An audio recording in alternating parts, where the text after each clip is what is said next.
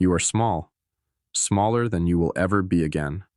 The egg that once cradled you is broken, its shell scattered in the nest around you.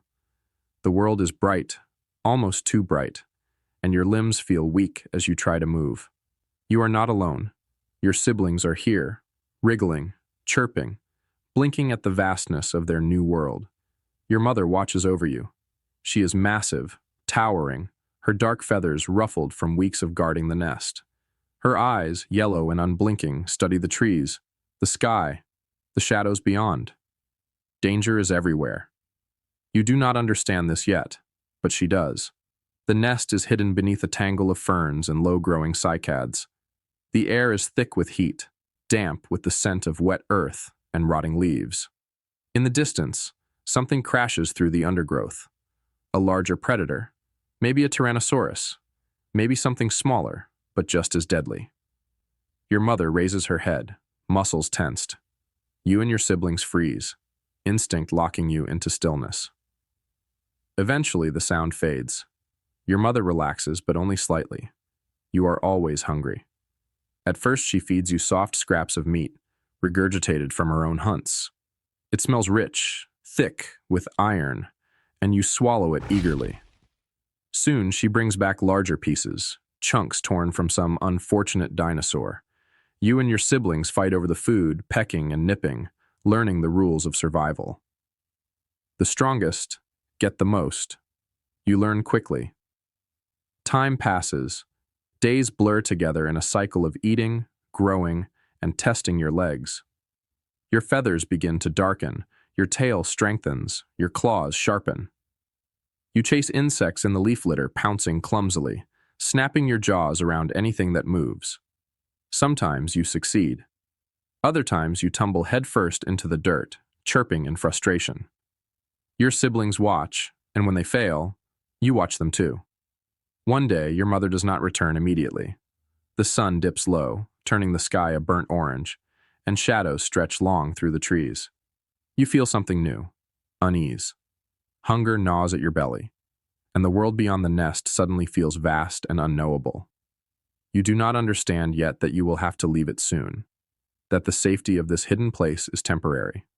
For now, you wait. You are still small, but not for long. Your mother returns just as the sky deepens to black. She carries fresh meat in her jaws, the scent thick with warmth, blood still dripping from torn muscle. You and your siblings scramble over each other, chirping and snapping at the prize. You are faster this time, stronger. You clamp down on a strip of flesh and pull hard, ignoring the sharp pecks of your siblings' beaks against your neck. You have learned to take what you can, when you can. But eating is no longer enough. The nest is beginning to feel cramped. Your legs twitch with energy. Your tail flicks impatiently. Your mother knows this. One morning, instead of bringing food to you, she leads you away from the nest. The world beyond is enormous. Towering tree ferns stretch high above, their fronds filtering the golden light of the rising sun. The air hums with the distant calls of insects, chirping lizards, and the deep resonant bellows of larger creatures moving through the forest. You hesitate, glancing back toward the nest, but your mother clicks her jaws and steps forward. You follow. Your siblings move with you, their feathers puffed with excitement. You sniff the air, new scents flood your nose, the rich, loamy earth beneath your claws, the musky scent of distant prey, the sharp tang of something unfamiliar, something dangerous. Your mother crouches low. Her body stills except for the faint flick of her tail. You and your siblings freeze, watching. She is staring at something. You follow her gaze and spot movement in the ferns. A small creature, a mammal, furred and twitchy, scurries between the roots of a massive conifer. It doesn't see her. Not yet. She moves, and in a flash, the hunt is over. A quick pounce, a snap of her jaws, and the mammal hangs limp in her teeth. She doesn't eat it. Instead, she drops it in front of you. Your siblings hesitate, but you step forward. You sniff the body. It smells like meat, but not like the meat she brings you. This is different. This was alive. You lower your snout, open your jaws, and bite down. The fur feels strange on your tongue, but you tear a strip free, swallowing quickly before your siblings push in. Your mother watches, approving. You are no longer just a hatchling waiting for food. You are learning what it means to take it for yourself. Hunting is no longer just a lesson, it is survival. Your mother still provides, but less and less. She forces you and your siblings to chase, to stalk, to strike. Some of you are better than others. You're not the biggest, but you are fast. Your legs have grown strong, your tail balances you with ease, and your claws, your sickle claws, are sharp and curved, perfect for gripping, slicing, killing. You begin with small prey. Lizards, mammals, anything that scurries through the undergrowth. At first, you fail. You pounce too soon. Your claws scrape uselessly against bark.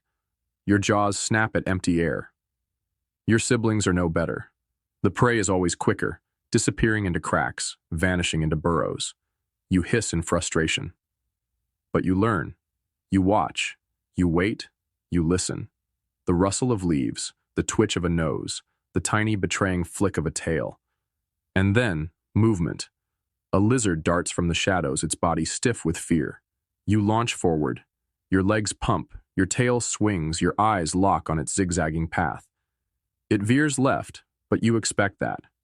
You shift your weight, claws stretched forward. This time, they connect. Warmth floods your tongue as your teeth sink in. It kicks weakly, but you hold on. A quick shake of your head, and it stills. Victory. Your siblings eye your prize, but you bare your teeth, growling low. They hesitate. You earn this. You swallow the lizard whole, feeling the bones crunch between your jaws. Over time, you grow bolder. You and your siblings begin hunting together, not just alongside each other, but as a pack. A young Utahraptor, still large, but smaller than an adult, is your first true test. It grazes near a riverbank, unaware of the danger in the ferns. Your mother watches from a distance, but she does not move. This is yours. You circle wide with your siblings, spreading out, each step silent. The young ceratopsian lifts its head, sniffing the air. It knows something is wrong, but it is too late. You explode from the brush, your packmates flanking from the sides. The prey bolts, hooves thundering against the ground. The chase is brutal. Your legs burn, your breath comes hard and fast. But you are built for this. You close the distance, leap. Your sickle claw sinks into flesh. The hunt is over. For the first time, you taste the thrill of the kill. You are no longer a helpless hatchling. You are a hunter. Your body has stretched tall, muscles coiling beneath sleek dark feathers. Your sickle claws, once clumsy against dirt and bark, now carve deep into flesh with precision. You have learned patience, teamwork, and the unforgiving law of the wild. Only the strongest eat. But strength is not just in the hunt. It is in survival, and survival is never easy. The forest is home, but it is also filled with danger. Your pack is not alone here. There are others. Competitors, killers, giants that can crush you beneath their weight. You first learn this lesson when you cross paths with a Tyrannosaurus. The air is thick with the smell of meat. Your pack has taken down a juvenile Hadrosaurus, a hard-fought victory after a long chase. You tear into the warm flesh, swallowing strips of muscle as your packmates feast around you. The hunger in your belly fades. The world feels good. Safe. Then everything changes. The ground shakes. Once. Twice. A deep, rolling tremor, growing stronger. A shadow moves through the trees. Something enormous. Something terrible. You freeze. The others do, too. Instinct screams run. The Tyrannosaurus steps into view, golden eyes gleaming beneath its heavy brow. It is larger than anything you have ever seen, its head alone longer than your entire body. The smell of your kill is thick in the air, and the predator's gaze locks onto it. Onto you. Your pack moves first. Your leader, an older male, sharp and battle-worn, hisses and spreads his arms wide, feathers flaring. You join them, a wall of snapping jaws and flashing claws.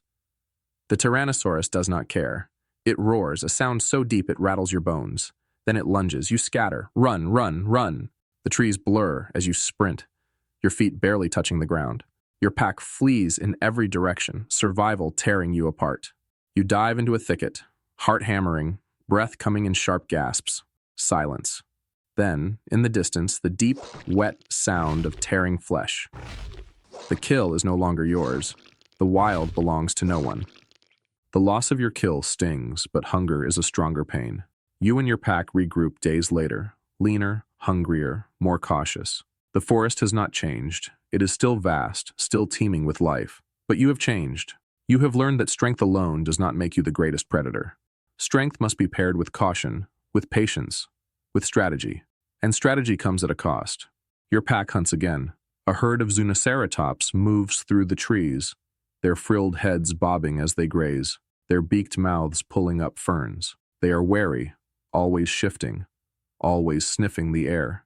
They have been hunted before. They remember. You and your pack split apart, circling the herd, silent as shadows. The young ones are too close to the adults, too risky.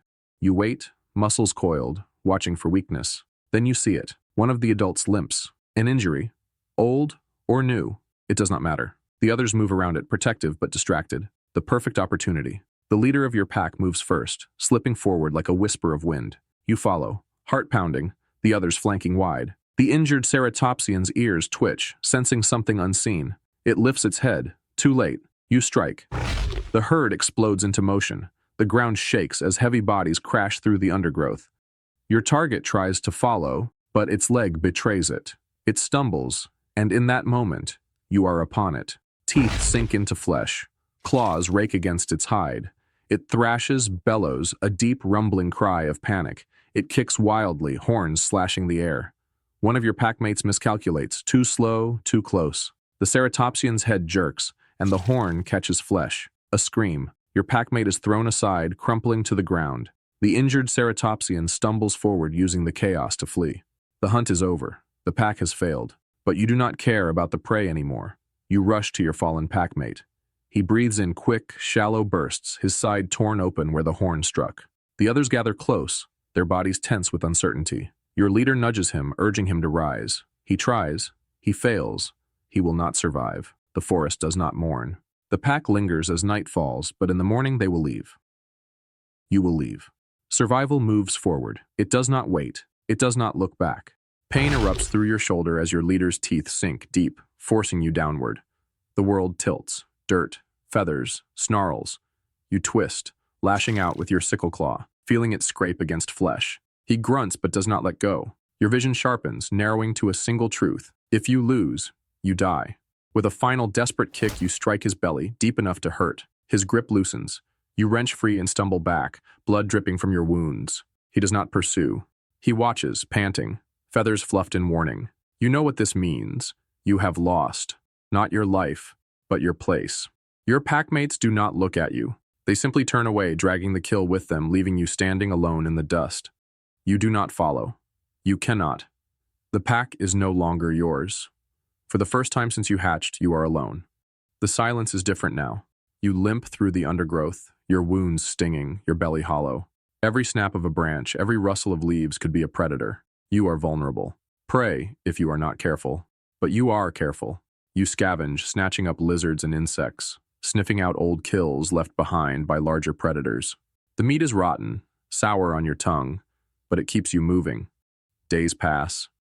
You grow leaner, harder. The wounds on your shoulder scab over. The limp fades. And then, something shifts. The hunger that once made you weak now makes you sharper. The fear that once gnawed at you now keeps you aware. You stalk alone, and you kill alone. Not because you want to, because you must. You are not part of a pack anymore, but you are still a hunter. Time moves. Seasons change. You change with them. You are no longer the young raptor that relied on others to survive. Your muscles are leaner, your feathers darker, your movements sharper. You know this land now, not just as a hunter, but as something more. You know the safe places to rest, the best paths to follow, the sounds that mean food and the ones that mean death. You have learned what it means to be alone, but alone does not mean weak. You hunt with patience, striking only when the moment is right. A young Pachycephalosaurus strays too far from its herd. Your claws sink into its side before it can flee. A wounded hadrosaurus lags behind the others. You wait, watching, until exhaustion slows it, and then you take it. You have become something greater than a pack hunter. You have become a shadow, moving unseen, striking fast, leaving nothing behind but blood in the dirt. But the forest is never still, and neither are you. One day, as you drink from a river, movement catches your eye. Another raptor watching from the ferns, young, cautious, alone, just as you once were. You do not attack. Instead, you stare. A long moment passes, heavy with unspoken things. Then, slowly, the young raptor steps closer. Not a challenge, a question. You exhale, flicking your tail, and without another sound, you turn and walk into the trees. The young one follows. Not a pack, not yet, but something new, something that begins the way all things do. With hunger, with survival, with change. Because the wild does not belong to anyone. But those who endure will always find their place in it.